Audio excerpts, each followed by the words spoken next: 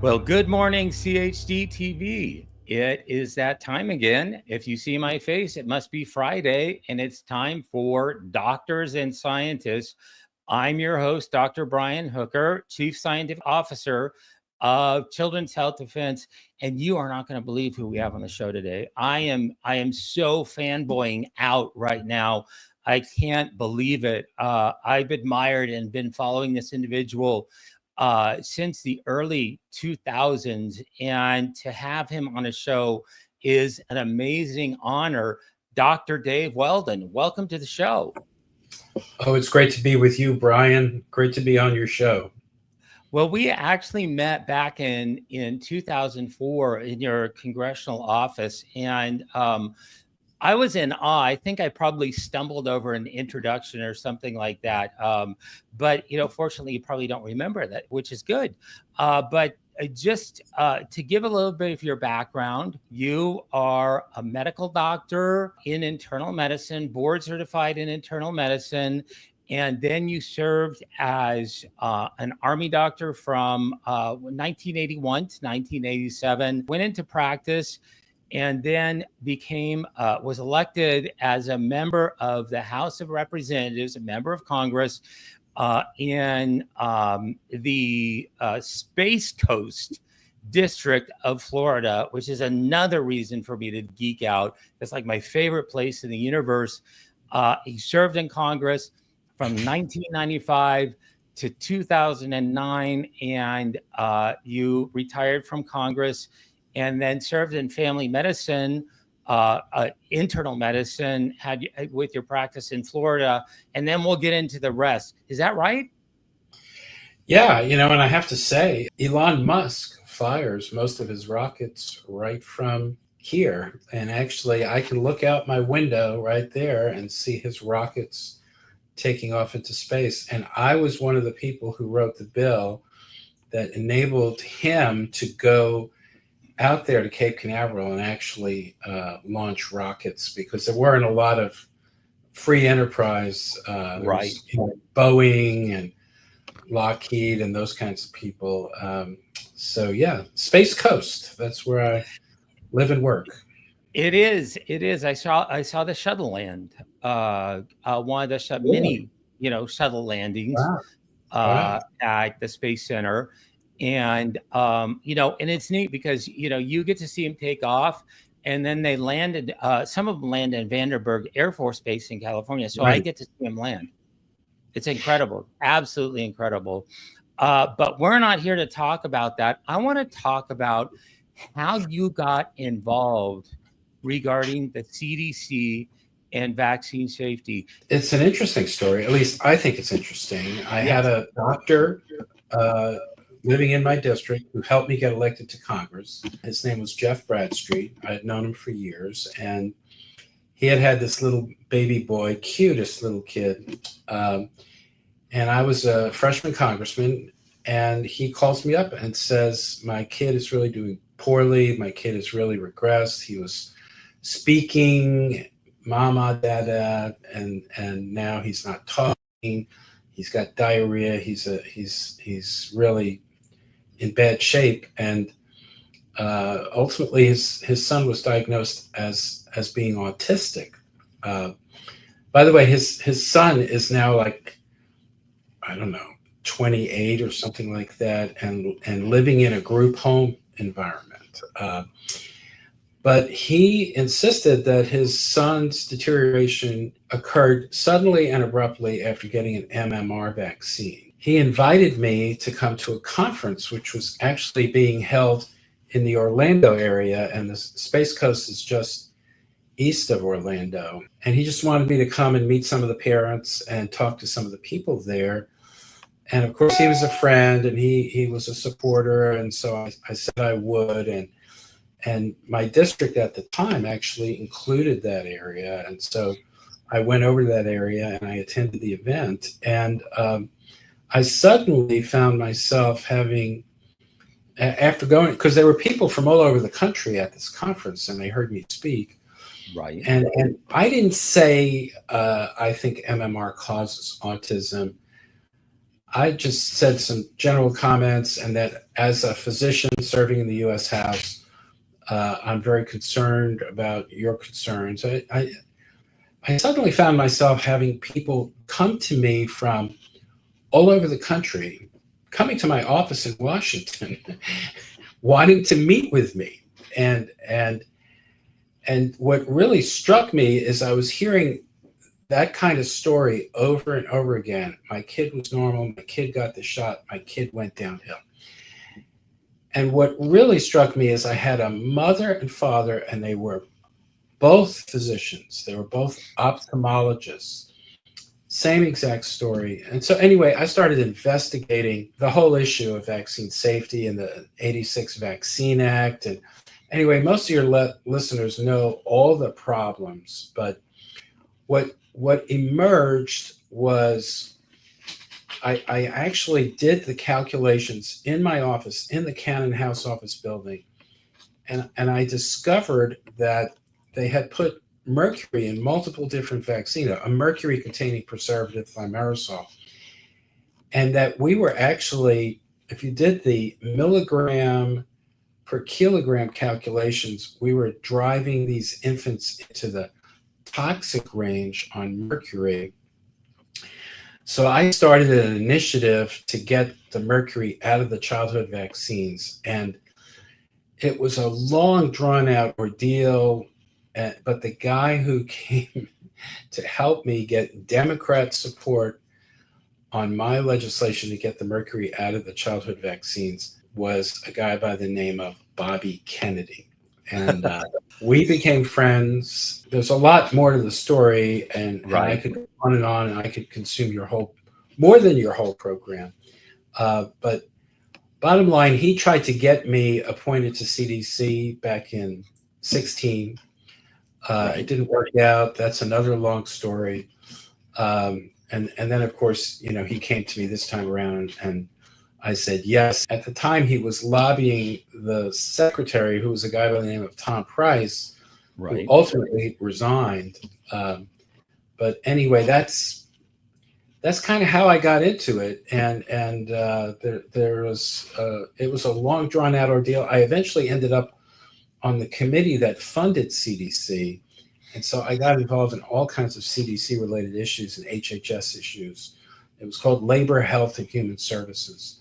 And I was the only physician on the committee, and I was one of only a handful of members of Congress who was, number one, concerned about autism, and number two,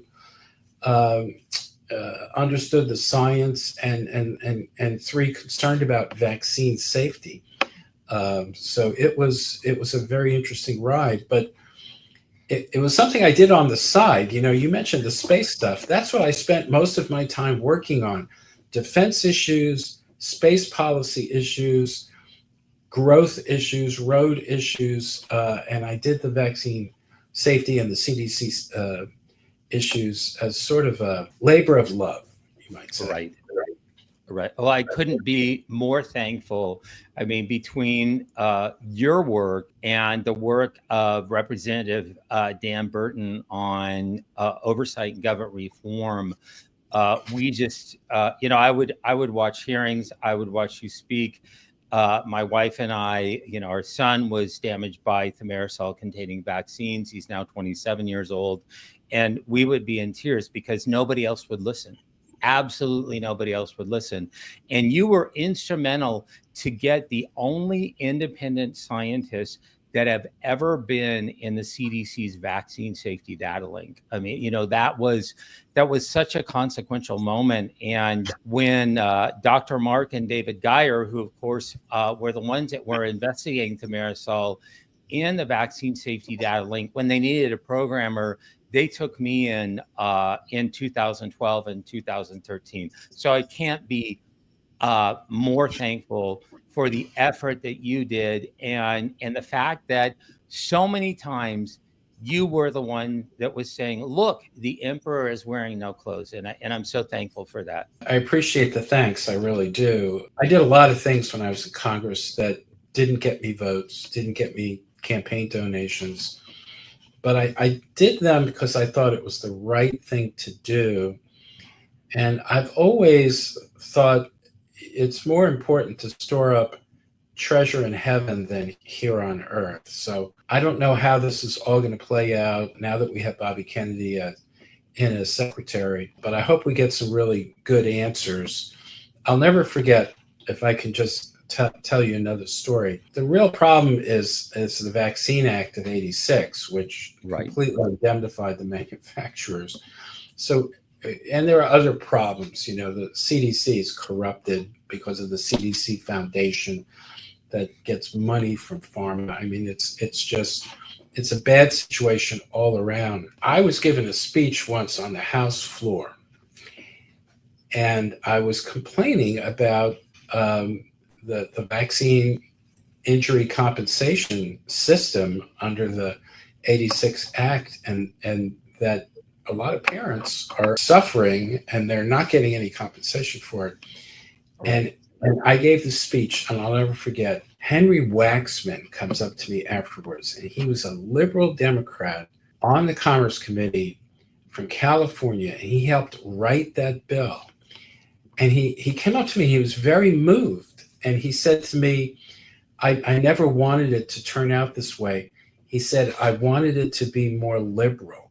You know, liberals, of course, love trial attorneys, they love litigation, they want compensation from big companies like Big Pharma, and he said it didn't turn out the way I wanted it, ironically, and it still hasn't. I mean, it's still a really bad, in my opinion, it's a corrupt system, and there's a whole bunch of areas where it's corrupt. The level of advocacy that you did, and the fact that you touched Henry Waxman so much. I mean, we kind of look at him as sort of the father of the NVICP in terms of what he did. So you know, that's absolutely amazing. But let's move to your nomination for the CDC director.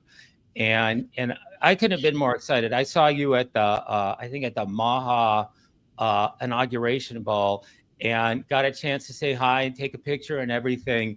And then, you know, before I knew it, you had been announced for CDC director. And again, you know, completely thrilled, completely excited, completely, you know, just thankful for your willingness to serve. You know, people don't know that, but when you take those positions, you really take like a drastic cut in pay too. So, you know, there are a lot of sacrifices involved in just putting your, you know, agreeing to the nomination process. So tell us about that. Well, when Trump started saying back in September that he was going to appoint Bobby at HHS, I remembered how he lobbied Trump to put me in at CDC. And I said to my wife, he isn't going to have to lobby anybody. He can just tell Weldon he wants, or tell Trump he wants Weldon, which is basically what he did. The press release the president issued announcing my nomination for CDC was written by Bobby's assistant. And I met with, you know, all these senior White House people, but I never actually met with Trump, because Trump had just said to Bobby, you want Weldon? And he looked at my resume and said, okay, that's fine. And I ended up being nominated. And it's very interesting. A lot of those, you mentioned you take a cut in pay. I would have taken a cut in pay, but some people don't take a cut in pay. Some people, their pay goes up, and those jobs are very hotly sought after by all kinds of people who want, and then people use those jobs too as stepping stones, like they'll go to CDC and then they'll go into academia and then they'll get an industry job. And there's nothing wrong with that. I'm not criticizing that. But yeah, he nominated me. Now, the thing that happened and that messed up my nomination is after COVID, there were two guys in the Senate, Rand Paul and Tommy Tuberville, who were not happy with CDC at all. And historically, the secretary just hired the CDC director, and they changed the law to require Senate confirmation.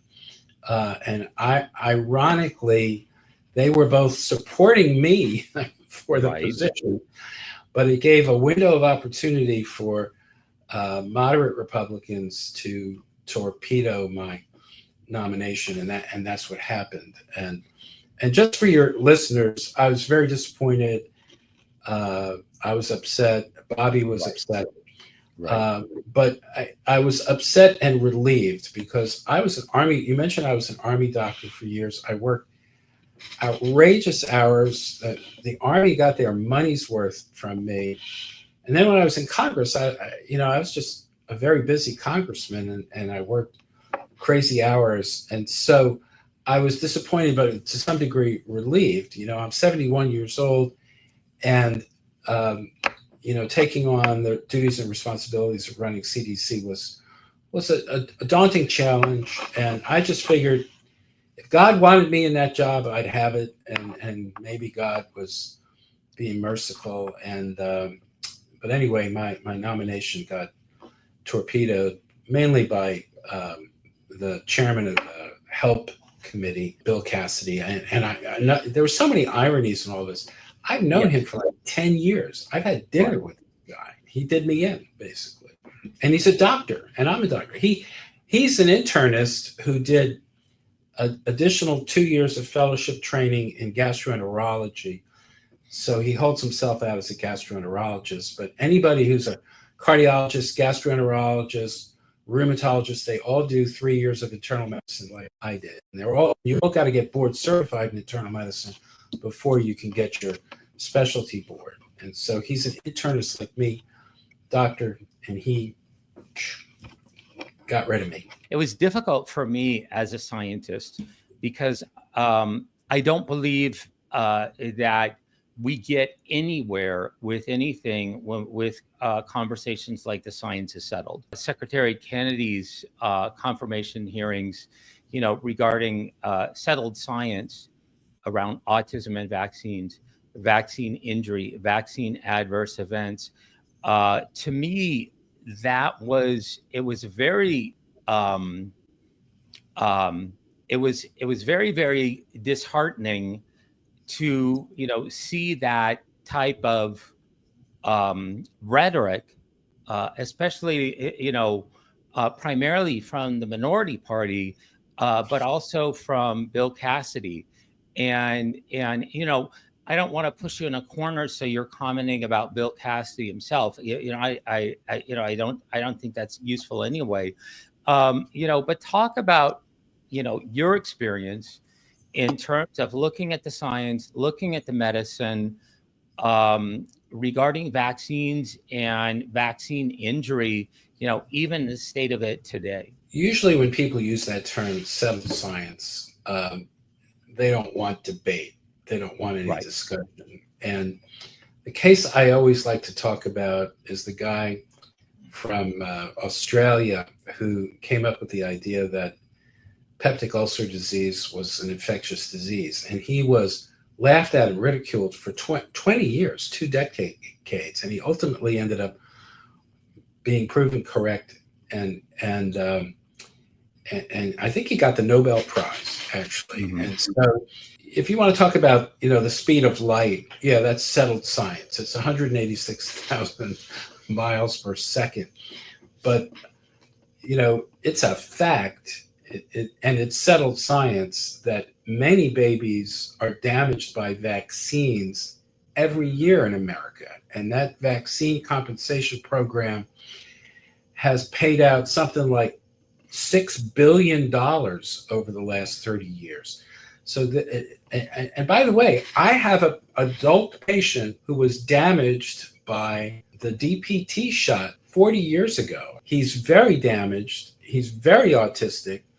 So they settled his case, and so it is settled science that vaccines are not 100% safe. So the real dispute here is how many are really injured and are these things truly safe? And all I wanted to do was some good science. And I asked the CDC 25 years ago to just go into the Amish community and tell me if it's true they refuse vaccines, they have zero autism. I mean, to me, that was a really valuable piece of it. They wouldn't do it. They just wouldn't do it. And I remember, I'll never forget this. Around that same time, there was this war breaking out in the Sudan, and all these Sudanese refugees ended up in Minneapolis. And they started seeing autism, and they started complaining it was the shots. And they said, we never had autism in the Sudan. What is this? And that was another one I asked the CDC to look at. They just wouldn't do it. I started to get frustrated with CDC when I discovered they never did the calculations on the mercury content in those vaccines they were giving, like between like 85 and 95 or 98. It was a period of about 10 years. They never did the calculations. So they like to, portray themselves as being infallible, but they're not. Right. They make mistakes. They really do. And I just wanted to get good science. And that's what Bobby wanted. I'm board certified in internal medicine. I rely on science on a daily basis. I prescribe dozens of drugs every single day for people with heart disease and kidney disease and heart failure and diabetes. Pharma does a lot of great things for a lot of people on a daily basis. I'm not anti-pharma, but I just wanted some really good answers. And today in America, 10% of parents are refusing the MMR. And that needs to be studied in more detail. It really does, for no other reason to gain public confidence, because I personally believe the measles vaccine is needed. You can make arguments about the mumps and the rubella component, right. But measles, there was something like 8 million cases of measles worldwide, and there were 200,000 deaths. Now, those are CDC statistics. I don't know exactly how accurate they are, but measles can kill and measles can disable. One of the things that in studying, some of the responses in medicine, both around infectious disease and specifically around COVID-19, was sort of a lack of curiosity on behalf of some of the practitioners. And we've been fortunate, we've had a journey with my own son, with recovering him, with recovering as much, function. There were a lot of biomedical issues. And the best practitioners have been, sort of the happy little detectives and the happy little scientists. And so, when I hear that, in practice, it seems like those are the types of practitioners that really, we want to seek out as consumers, who have that level of curiosity and have that level of discovery, regarding what's going on, whether it's your own body or your own, if you've got a special needs child or a child who's an adult, their bodies as well. So I can't appreciate, I can't tell you how much I appreciate that just that inquisitiveness and the desire to get that back. Let's do a prospective study on the MMR. Right. 10% are refusing it. So you recruit all these people who are refusing it, and then you get matched controls for race and gender and ethnicity and financial status and diet. Right. And just look, is the incidence the same? And if I'm the CDC director and I fund that study, and that study shows it's the same, I'm going to tell you. I'm not going to try to hide that, and that would suggest the MMR is completely safe. If, on the other hand, the autism or autism spectrum disorder or side effect rates of other types is substantially higher in the vaccinated group, I think I want to know that, and I think America needs to know that, and I would publish it. Right. But fat chance getting that study done. Hopefully, Bobby is funding it and getting it done. I've often thought they wanted to get rid of me, and then they were going to get rid of Bobby, and I don't know how they'll get rid of him, but it's when I say they, I'm talking about pharma and the biomedical establishment. Pharma is a very, very powerful organization.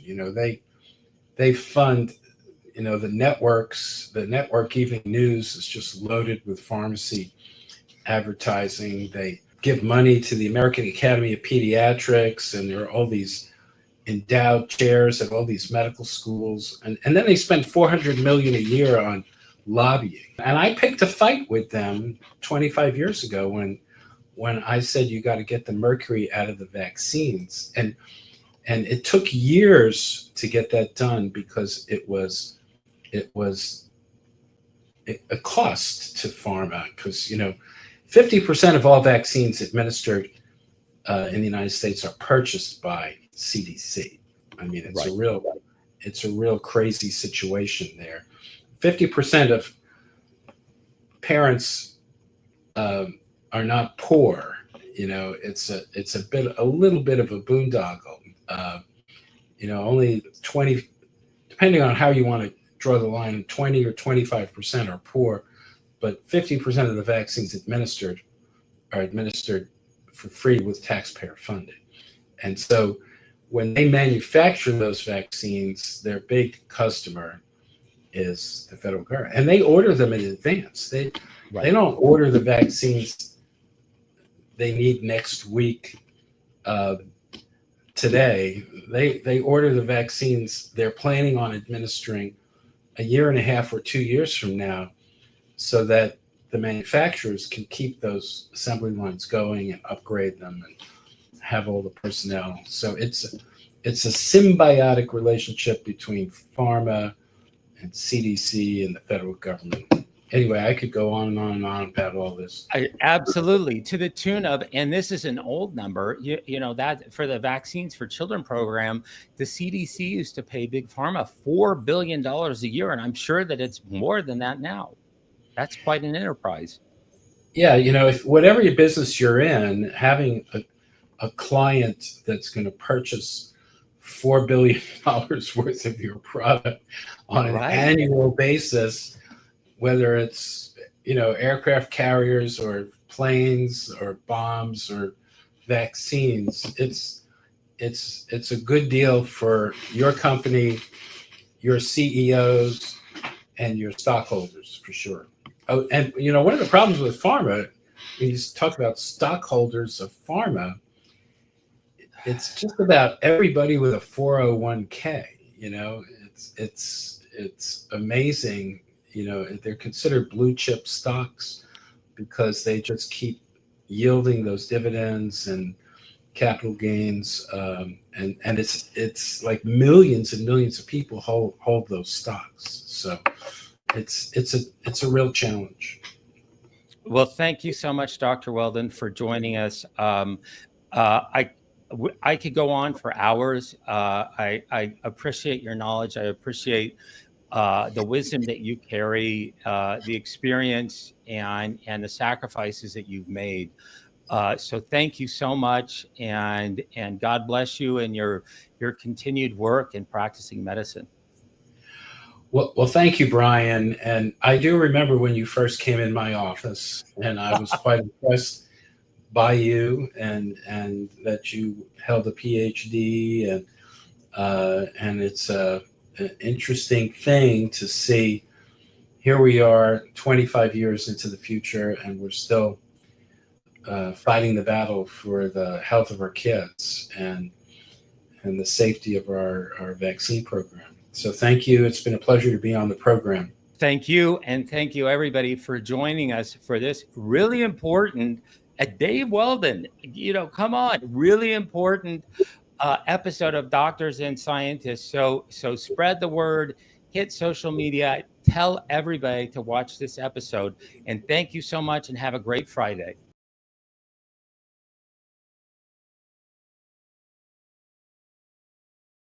Tell us your name, please. Kiana Davis. And you are? Brandy Flores. All right, now we have met before. Let's just, we met a long time ago. Tell everyone, because we've got new people here, tell everybody your story, please. So, when I was 12 years old, that's when the HPV vaccine, the Gardasil vaccine, was being heavily pushed. I got all 3 rounds because our doctor, my pediatrician at the time, I remember she told my mom that I had to get the vaccine if she didn't want me to get cervical cancer and die. Those were literally her exact words. I remember it because it nearly scared me to death, as I'm only 12 years old. So we went forward with the vaccines. I got all 3 rounds. After the 3rd round, I started experiencing lots of health problems. It started with headaches, and before then I've never had headaches. I was very active in school. I was a straight A student. I was on the wrestling team. I did basketball. I was in marching band. I played symphonic band, 2 different instruments, both bassoon and trumpet. And out of nowhere, I just developed these seizures in school that no one's ever seen before. We kept going to specialists. While I was in high school, it really made me fall back a lot. No one was really taking us seriously because I'd never had that problem before. The only person that was really fighting to figure it out was my mom here. As they say, mothers do know best. So she figured with the timeline, it had to be something with the vaccine. Spent all of high school, in and out of high school, going back and forth to the hospitals, having to be homebound, in and out of surgeries. They kept neglecting what was really going on, even though she would bring it up. It took, when I graduated high school, for a neurologist to finally say, I do feel like you had a bad reaction to the vaccine. All my mom has asked for them is to try to help treat my symptoms. She always brings up the vaccine again, but you always have doctors that will tell you there's nothing wrong with the vaccine, there's no side effects, but there's a side effect to everything. And like I said, she was digging deep to find anything and everything she can so we could figure out the problem.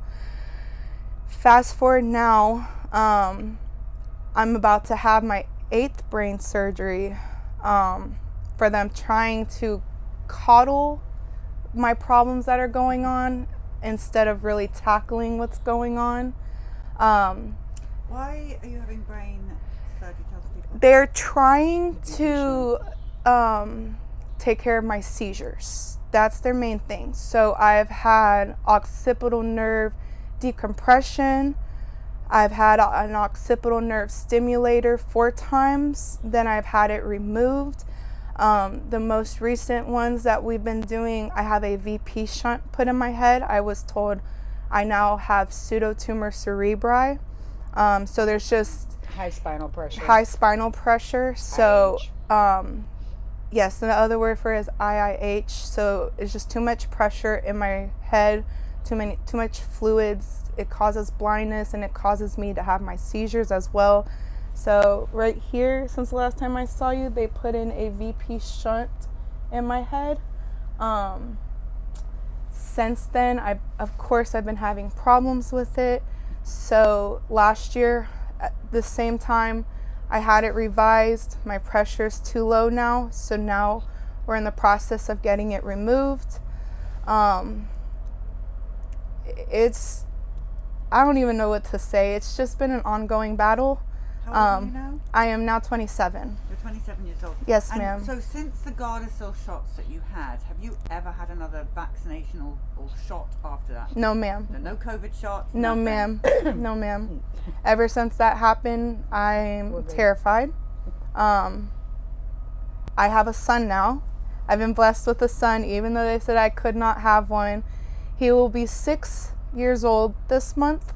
And thanks to his pediatrician listening to me and actually caring for what I say, he has no vaccines at all. None whatsoever. He is perfectly healthy. He's thriving. He's in public school. He loves it. He is a bundle of joy. And he's the reason why I'm pushing myself to make sure I try to be as healthy as I can, but also let people be aware of what happened to me so that the same thing doesn't happen to this next generation of kids when it comes to shots.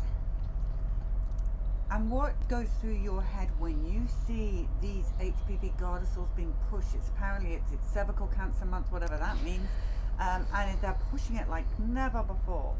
It scares me. With the lie that they told you. Right. It terrifies me. Everywhere I look on television, there's so many ads now. Yes, it's like, did you know that you could die tomorrow if you don't get this?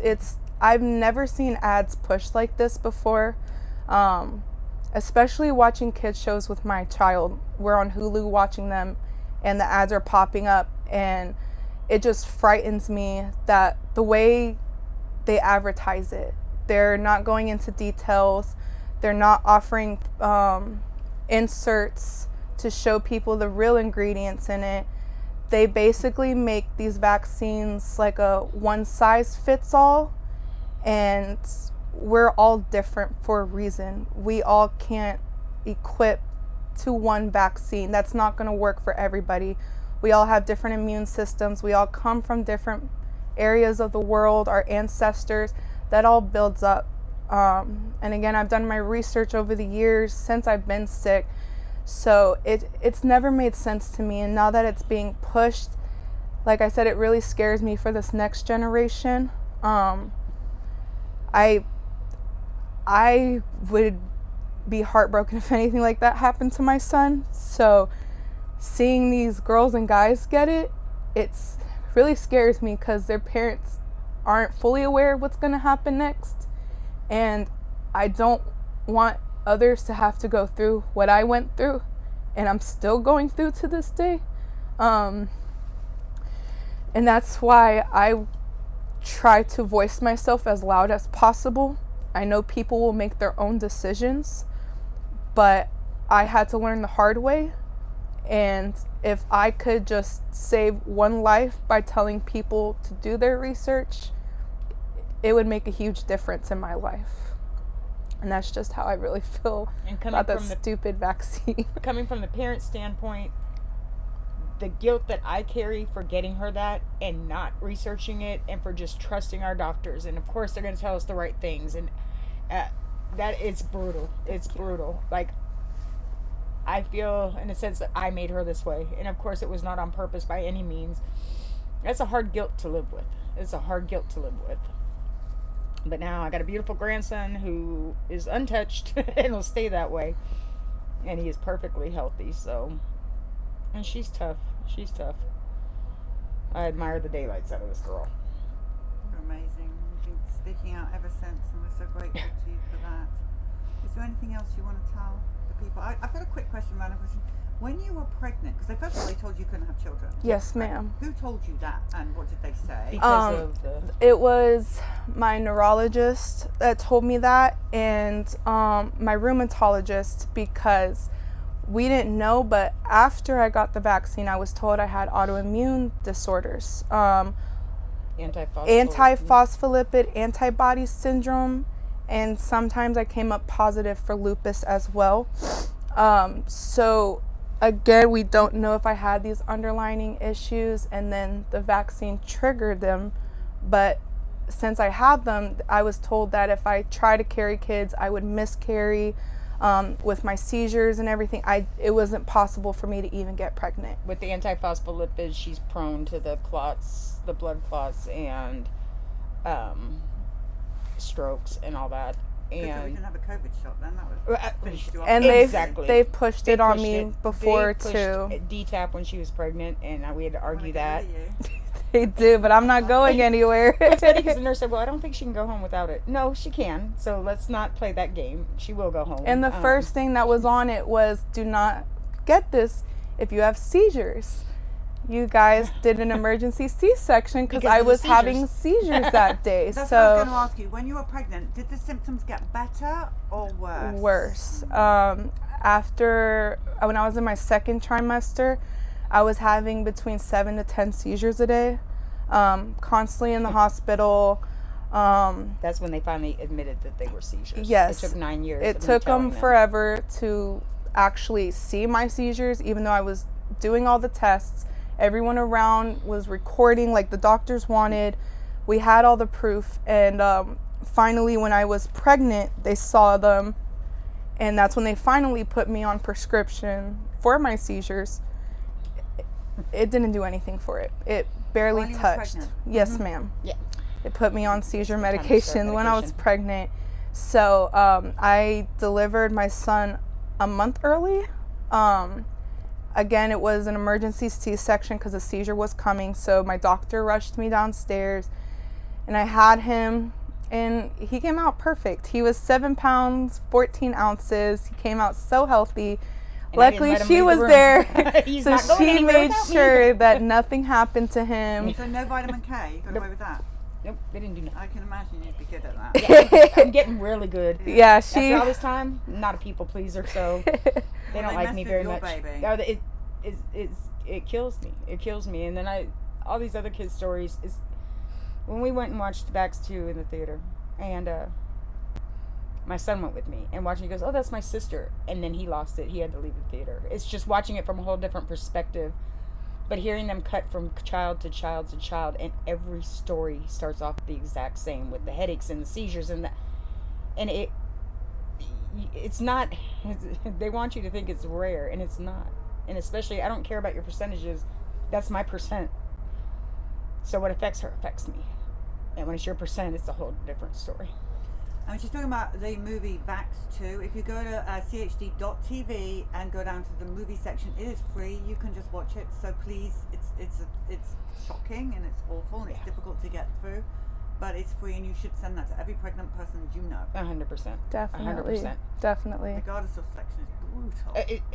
It's mind-boggling, and it's frustrating because like when we go to the doctors, that's what I want to be like. How do you say this is rare? It's not rare. Every kid started out the same.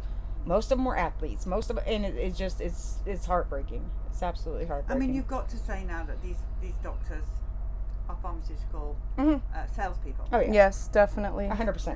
Even talking to my doctor sometimes, I wonder how he got through college. I wonder if it was just a printout on the computer sometimes, because I know my charts in front of you, and what you're telling me, it's like you didn't even bother They don't read to. the results. Yes, I have to look up my own results and question you why it's like this, but you tell me not to worry about it.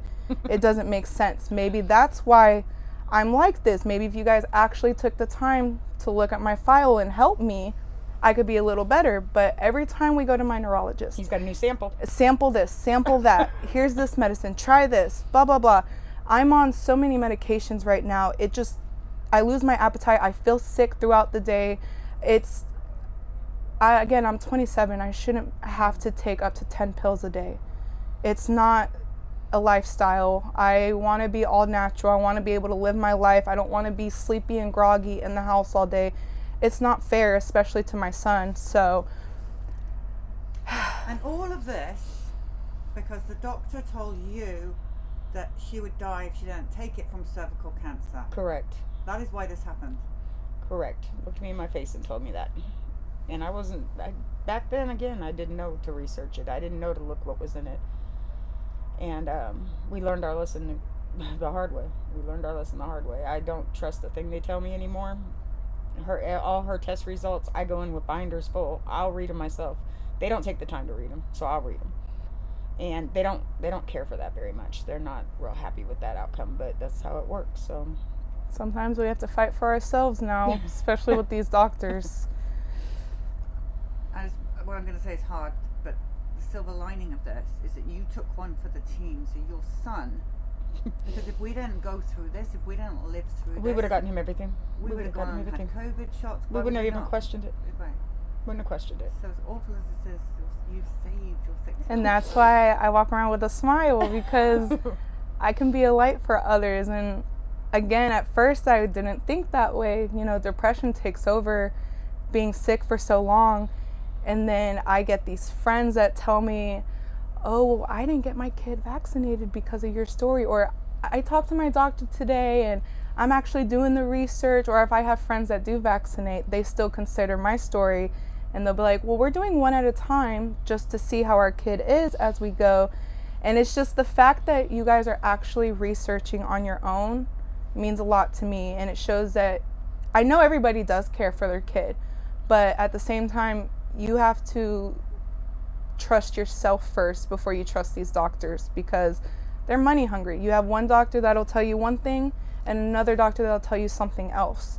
And I had to learn that the hard way. Mm-hmm. So I don't ever try to push my friends to, oh, don't get your child vaccinated. I always urge them to do their own thing, but research has always been my biggest thing. I did that with my son, and because of my health background, he has nothing. His doctor's fine with it. We had to search for a good pediatrician, but we found one that listens to me, and I appreciate her for that. But like I said, he's completely healthy. I have so many friends' kids that are completely healthy, unvaccinated, and it's just, it makes me feel good about the next generation coming. If I just want to keep being loud about it, so we make sure that these babies are safe. Thank you for everything you're doing. You look stunning and beautiful. I'm so proud of you. Thank you. Some time ago, and I'm so excited that you have. You see, that's the thing, when they tell you you can't have children, it's another lie. They don't know. They don't know. They're not God. I proved them wrong. They don't know. You proved them wrong. So thank you both so much for coming. Thank out you. here It was and- good. It was seeing really you. It was nice good to seeing see you again. I'm so happy. I'm a granny now since I last It's saw the you. best thing in the world. I'm gonna come up here now.